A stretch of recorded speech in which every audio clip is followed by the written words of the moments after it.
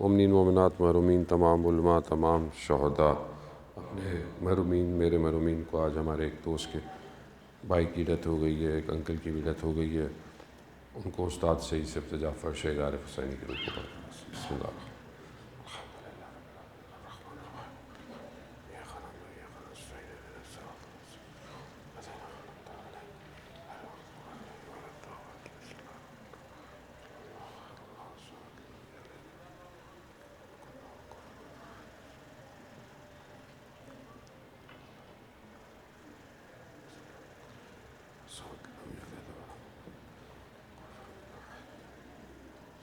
امام زمانہ کی سلامتی کے لیے ایک دفعہ صلوات بھیجتے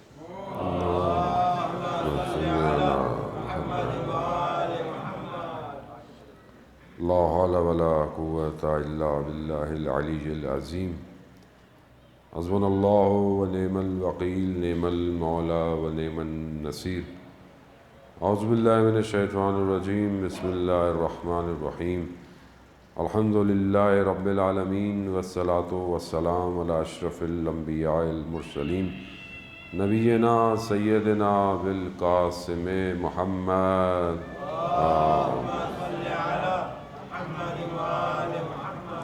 وعلی آلہ الطیبین الطاہرین المعصومین لا سیما بقیت اللہ فی الارضین روحی وارواحنا لتراب مقدمہ الفدا ولعنت اللہ علی اعدائہم اجمعین بسم اللہ الرحمن الرحیم رب اشرح لی صدری ویسر لی امری واحلل عقدۃ من لسانی یفقہوا قولی اما بعد فقد قال اللہ سبحانہ وتعالی فی کتاب الحکیم والقرآن المجید وسارعوا إلى مغفرة من ربكم وجنات أرضها السماوات والأرض أعدت للمتقين صلوات بیت محمد وآل محمد اللهم صل على محمد وآل محمد وعجل فرجهم عزیزان محترم، ماہ مبارک رمضان کے آخری عشرے کے چند دن باقی ہیں۔ 23 تک انسان 23 رمضان تک انسان پوری کوشش کرتا ہے۔ ہمارا جو اسنا عشری والے ہیں کیونکہ اہل سنت کوشش کرتے ہیں کہ 27 تک اپنی پوری طاقت، لیکن ہم لوگ 23 تک جو ہے وہ عبادت کر کے کہتے ہیں چلیں بس اب بہت عبادتیں ہو گئی، اب تھوڑا آرام کیا جائے۔ تو آپ دیکھیں آہستہ آہستہ ہمارے ہاں دنیا میں ہماری مساجد میں جو ہے وہ پرسنٹیج ڈکلائن ہونا شروع ہو جاتی ہے، جو آج ماشاءاللہ نظر آ رہی ہے۔ تو کیونکہ کل سب کی دعائیں قبول ہو گئی ہیں تو اس لیے انہوں نے بولا مولانا غلطی نہ ہو جائے پھر کہیں مسجد چلے جائیں، تو بہتر ہے کہ آج جو قبول ہو گئی ہے پھر انشاءاللہ دوبارہ آئیں گے مسجد میں۔ لیکن بہرحال اللہ کی رحمتیں اس مہینے کے شاید ہمیں اندازہ نہیں ہے کہ جو چاند رات ہے وہ چند راتوں میں سے ایک رات ہے کہ جس کی بہت ریکمنڈیشن ہے عبادت کرنے کی، دعاؤں کی قبولیت کی، لیکن انسان ہے بہرحال انسان تھوڑا سا غافل ہو جاتا ہے، غفلت میں آ جاتا ہے۔ بہرحال اللہ تعالیٰ ہمیں توفیق دے کہ ہم اس جو باقی وقت رہ گیا ہے اس کی راتوں کو، اس کے دنوں کو بہترین طریقے سے جو ہے وہ گزاریں، تاکہ شاید ہمیں ظاہری دنیا میں بہت ساری چیزیں نظر نہیں آتی، لیکن انسان جب دنیا سے چلا جاتا ہے تو اسے احساس ہوتا ہے کہ اس نے کتنا ٹائم اپنا جو ہے وہ کھو دیا تھا۔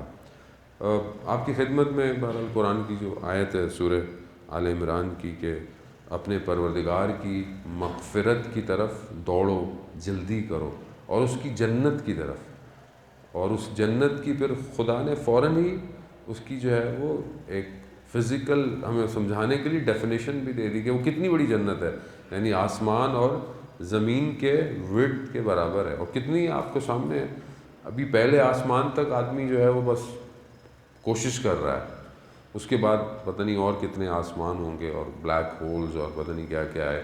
تو ہم تو ابھی ظاہری خدا کی دنیا جو ہے اسے میجر نہیں کر پائے، جو ابھی تک ہمارے پاس انفارمیشن بھی ہے وہ سم میں بھی پرسنٹیج ہے، وہ بھی کچھ پرسنٹیج ہے۔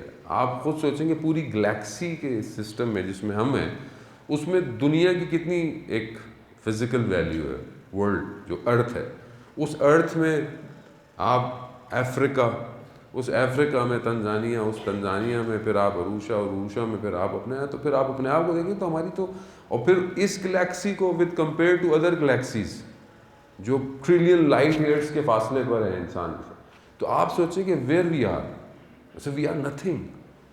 اس کے بعد خدا کہہ رہا ہے کہ اب اتنی مطلب still you are not be able to describe the distance between the earth and the skies, مگر اس کی ورڈ کے برابر خدا کہہ رہا ہے کہ جنت میں نے تمہارے لیے قرار دی ہے. تو اب آپ سوچیں کہ انسان کس چیزوں کو بیچ سیل کر رہا ہے. امام علی علیہ الصلوۃ والسلام ارشاد فرماتے ہیں صلوات اللہ صلی علی محمد وآلہ، امام ارشاد فرماتے ہیں کہ تمہارے نفس کی کم سے کم قیمت، نہیں تمہارا جو سول ہے اس کی کم سے کم قیمت کیا ہے؟ جنت. کم سے کم، پتہ نہیں اس کے علاوہ اور کیا قیمت ہوگی انسان کی. تو اگر if you want to sell your soul, تو اگر بیچنا بھی ہے تو جنت کی وجہ سے بیچو، دنیا کی وجہ سے نہ بیچو، دنیا کی چیزوں کی وجہ سے. ایک خواہش، ایک لقمہ، ایک حرام نگاہ، ایک حرام بات، ایک تھوڑا سا relationship, part of a land, اس کی وجہ سے انسان جو ہے وہ اپنے آپ کو بیچ دیتا ہے. تو اس کے لیے نہ بیچو. تو آپ کی خدمت میں خطبہ متقین کی کچھ حصہ میں نے پیش کیا تھا. سیرمن نمبر 191 ہے، depends upon may be some printing میں اوپر نیچے ہو جائے، جو امام نے خطبہ دیا تھا اس کا کچھ حصہ میں نے آپ کی خدمت میں کیا تھا. کچھ دن باقی ہیں، اٹس ناٹ بیڈ کہ ہم اس کو تھوڑا سا آپس میں ریسائٹ کر لیں تاکہ ہم امام کے اقوال کو اپنی زندگی میں شامل کریں. امام، میں نے آپ کی خدمت میں تھوڑا بہت عرض کیا تھا، اس کے بعد یہ کہ اس کا جو فرسٹ پیراگراف ہے اس کے اندر کہ امام فرماتے ہیں کہ اگر جو زندگی خدا نے ہمیں دی ہے، جو لائف سپین ہے، اگر وہ ڈیفائن نہ ہوتی، یعنی اس کی جو لمٹ ہے، یعنی کسی نے 60 ایئرز رہنا ہے، کسی نے 30 ایئرز رہنا ہے، اگر یہ ڈیفائن نہ ہوتی کسی کے لیے، تو ثواب کے شوق میں اور عطاب کے خوف سے کس چیز کا ثواب، کس چیز کا ریوارڈ، یعنی بہشت میں جانے کا، یعنی وہ جو بہشت میں آپ کو ملنا ہے جنت میں، اس کا شوق، اور جہنم کی آتش کے خوف، یعنی فائر کا خوف. ایک طرف اٹریکشن ہے، ایک طرف ریپلشن ہے. اگر امام کہتے ہیں کہ اگر متقین کون ہے، کہ اگر ان کی زندگی ڈیفائن نہ ہوتی تو یہ ثواب کے شوق میں اور عذاب کے خوف سے ان کی روحیں، ان کے جسم میں چشم، یعنی یہ جو پلک چھپکتے ہیں، یہ جو بلنک کرتے ہیں، اتنی بھی روح باڈی میں نہ رہتی متقین کی.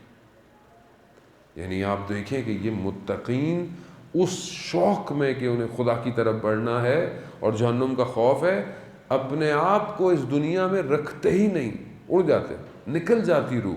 یہ تو خدا نے ہمارے لیے، اس لیے میں نے پہلے بھی آپ کی خدمت میں عرض کیا کہ حدیث ہے کہ دنیا سجن و مومن، دنیا جو ہے وہ مومن کے لیے زندان ہے، پریزن ہے. مومن نہیں رہنا چاہتا دنیا میں.